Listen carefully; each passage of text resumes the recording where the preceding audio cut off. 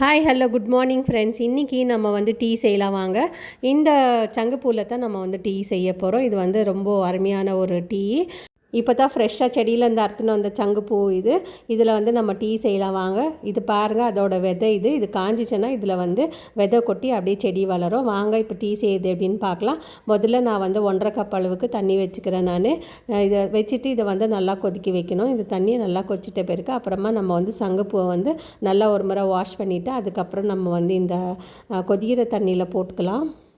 இந்த டீ இது நல்லா கொச்சி, இந்த பூவெல்லாம் நல்லா கொச்சி, இந்த எசன்ஸ் எல்லாம் இந்த தண்ணியில் இறங்கின உடனே இந்த கலர் மாறி வரும் பாருங்கள்.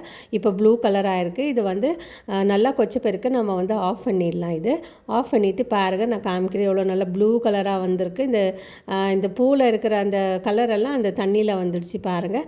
இப்போ இந்த டீ செஞ்சிட்டோம். இப்போ ஸ்டவ் ஆஃப் பண்ணிவிட்டு நம்ம ஃபில்டர் பண்ணிக்கலாம். இதை ஃபில்டர் பண்ணும் போது பாருங்கள், இது ப்ளூ கலராக தெரியும். அதுக்கப்புறம் நம்ம லெமன் சேர்க்கும் போது இது பர்பிள் கலராக மாறிடும். ஃபில்டர் பண்ணிட்ட பிறகு நம்ம கிளாஸில் ஊற்றிக்கலாம். கிளாஸில் ஊற்றும் போது கூட இது ப்ளூ கலரில் தான் இருக்கும்.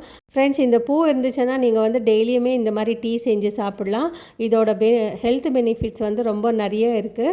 இது நீங்கள் கூகுளில் செக் பண்ணி பார்க்குங்க. சங்குப்பூன்னு போட்டாவே உங்களுக்கு கூகுளில் தெரியும் இது வேணா ஹெல்த் பெனிஃபிட் இருக்குதுன்னு.